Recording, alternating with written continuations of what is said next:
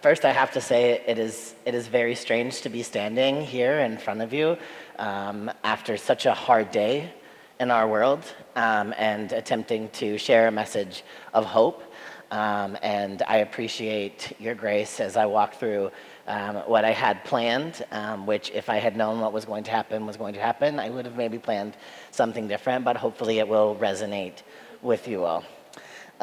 So after all of those things that Mimi shared, last September, I went into the woods to be completely alone and to figure out who I really was when no one else was looking. So why would you need to be alone, you might be asking yourself? Because for the past 5 years, I've been trying to build a safe world for transgender kids across the entire country. And at the same time, as a transgender man, building safety for myself. And we launched a nonprofit last year to do this work. And that's a big undertaking. And frankly, I'm tired. I feel like I've failed in many ways. I'm exhausted. And honestly, I felt a deep sense of surrender. So last September, I finally understood that I had two options, really, and that was learn to rest or perish. And to be honest, I think I was already perishing under the weight of everything that I thought the world was expecting of me. And I couldn't separate who I was from who I thought I was supposed to be. And to really figure that out, I needed to be completely on my own. So I went to the woods for 2 weeks to be completely by myself. That's not true. I had my dog with me, and she took great care of me. But one morning, I left that cabin in the woods to hike to Cedar Falls, which is in the Hockey Hills area. It's a waterfall I visited many times before. I've always been a sucker for water in all of its forms, whether it is ocean waves or river rapids, and of course, waterfalls. Cedar Falls runs off of what white settlers renamed Queer Creek, which I don't endorse the renaming or the taking of the land, but I've always felt this connection to the name, kind of like a little inside joke, right? This Queer Creek finding its power in gravity and cascading over these rocks. So that day I hiked to the falls, a place where people hashtag and selfie a lot. A waterfall that's so frequently documented and put onto Instagram, you'd think it had its own sponsorship deal. A place where people often spend more time trying to capture pictures of the waterfall than letting it capture their imagination. And when I arrived, I expected what I had always seen there: sound, power, awe. But when I rounded the corner that day, it was silent. It was still, just rock. So I sat on a stone next to where I had expected to have this powerful experience with this waterfall, staring first in curiosity.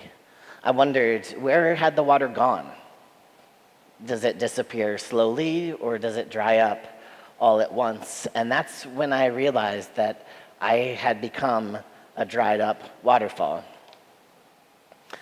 So after sitting there for a while and really slowing down, and I moved closer, I was really curious about what was happening. And that's when I heard the water was actually still running. It was not a roar. It was not even a splash. It was really just a trickle. Now, you wouldn't have known it from far away. You wouldn't have known it if you were trying to take a photo. But if you got really close, you'd see it wasn't empty. The water was still there. It was still alive and still moving. The rise of anti-trans legislation began gaining speed in about 2020, which is the time that I first started getting full-time into trans equity work. That's the year that I decided to dedicate my full-time career to helping summer camps become spaces of belonging for queer and trans kids. I thought I would look up the statistics maybe to show you how meteoric this rise was, and then I realized I don't need to give you the numbers, because even one of these bills would have been too many. And we don't need to know the numbers because quite a few of us lived it. And I did what so many of us would do. I went into solve mode. I worked with reckless abandon. I said yes to everything and believed that if I stopped and if I rested, we would lose. Our side would lose, our community would lose, I would lose.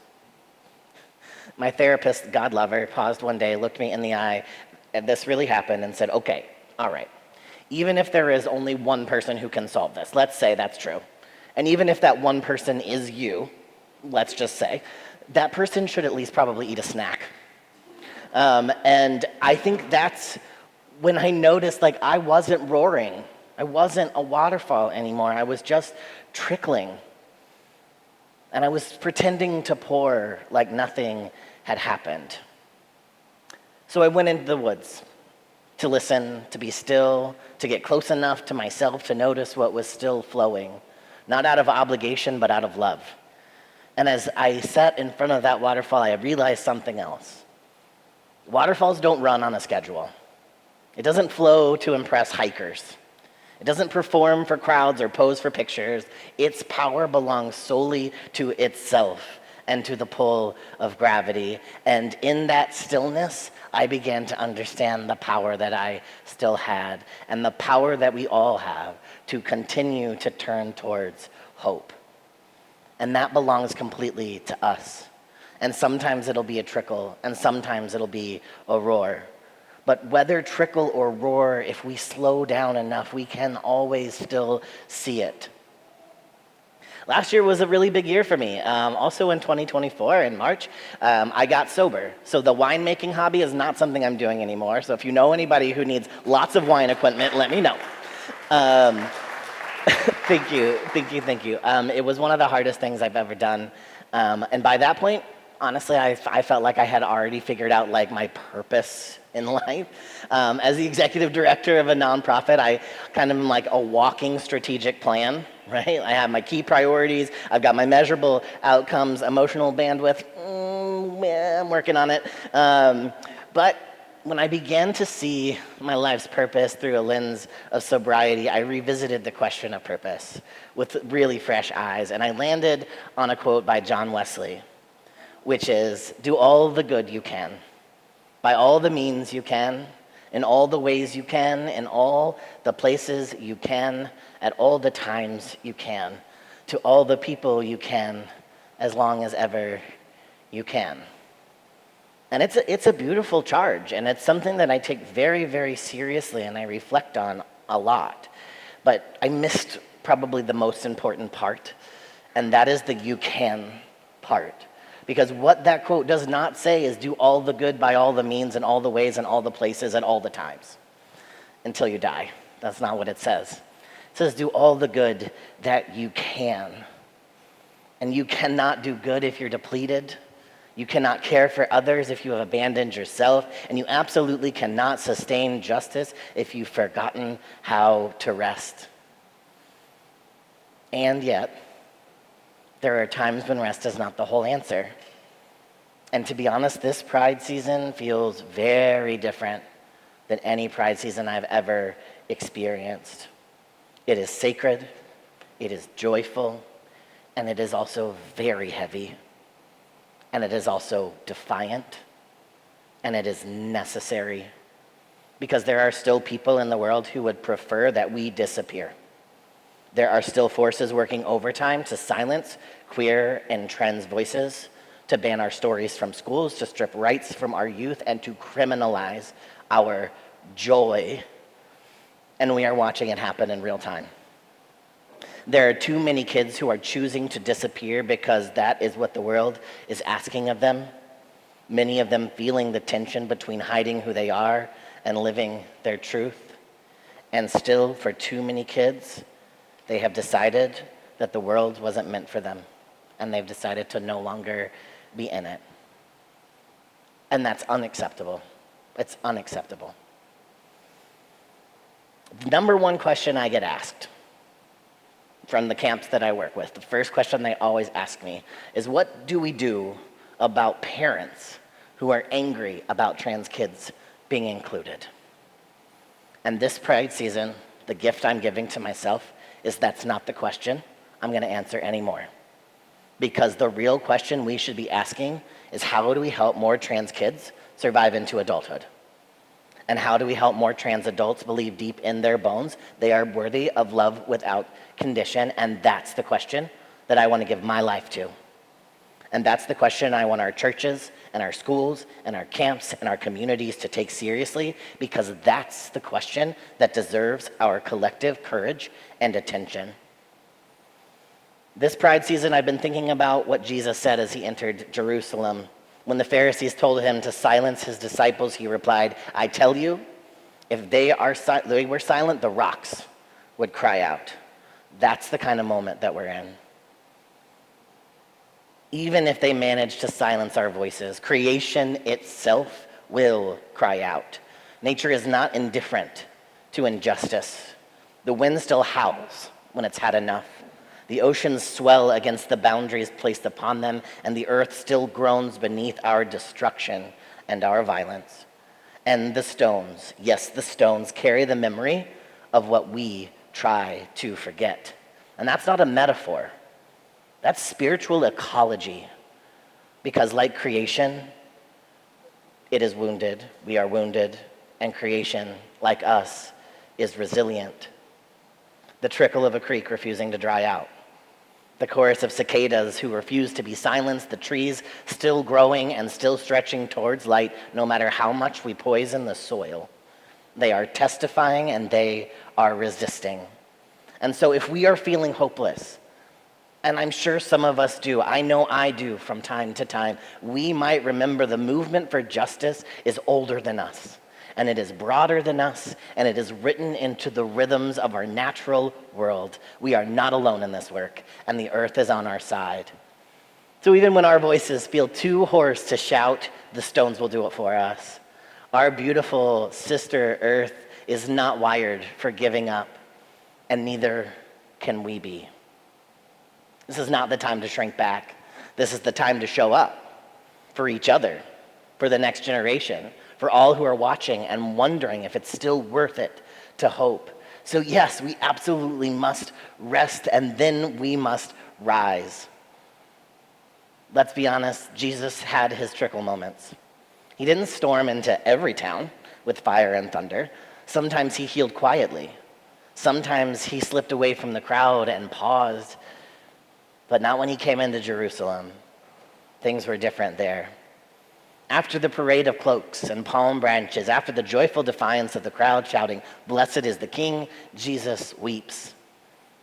He weeps for a city that doesn't know how to choose peace.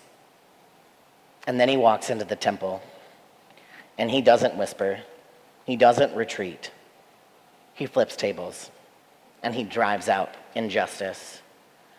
This is my favorite version of Jesus, because when he enters the temple, he doesn't critique the prayers, he doesn't critique the robes or the rituals or the candles. He condemns the systems underneath all of it, the systems that turned a sacred space into a space of exploitation.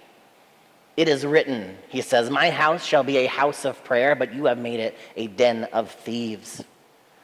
And here's the thing, Jesus' vision of prayer was not just about words whispered in silence. Prayer for him was active and embodied and communal. In Jesus' vision, a house of prayer would have been a place where the hungry are fed, the sick are tended to, the marginalized are centered, the outcast is welcomed back in, and no one is abandoned. A house of prayer is not about perfection, it's about protection. It's a place where people show up for one another, where people disrupt that which means to separate us from each other. A house of prayer is where we can share in joy and in abundance, because when we all have what we need, we can all thrive together. But a den of thieves, that's a place where people take what they can get, and they hoard it, and watch others suffer in silence or punish them when they speak out. That's a place where profit outruns compassion, where we are convinced that survival depends on status, what we have, what we look like, and how we can get more, without reverence for who we are stepping on or over to get it, where the systems are rigged and the vulnerable are blamed for their own needs. And friends, if we're honest, that's kind of the world we're living in. A world where billionaires hoard wealth while trans kids lose health care. Where corporations raise prices and blame the poor for not budgeting well. Where people of color are policed more than they are protected, and where our beautiful earth is desecrated so we can get more faster, and every day more and more lives are seen as disposable. Jesus didn't flip tables because he was mad. He did not lose control. This was not a tantrum. This was a tool. Jesus flipped those tables because the temple was no longer safe for the people it was supposed to serve. And I wonder what he would say if he walked into our sanctuaries today, or into our state houses, into our banks, into our budgets, and even into our pride celebrations. Would he say this is a house of prayer, or would he say you've made it a den of thieves? This was not a moment when Jesus trickled. This was a rush, a flood, a moment of sacred, embodied, unapologetic rage at injustice, and it reminds us that every single one of us is going to have to choose our brave moment. We all have to decide when to stand up and to shout out or to turn over what has been desecrated. And I believe that moment is coming for all of us, where we're going to have to find out who we really are and what boundaries need to be crossed for us to push back. Because many of our tables still need flipping.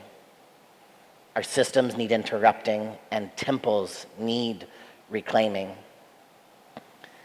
But just like the waterfall, your brave moment doesn't need to be constant.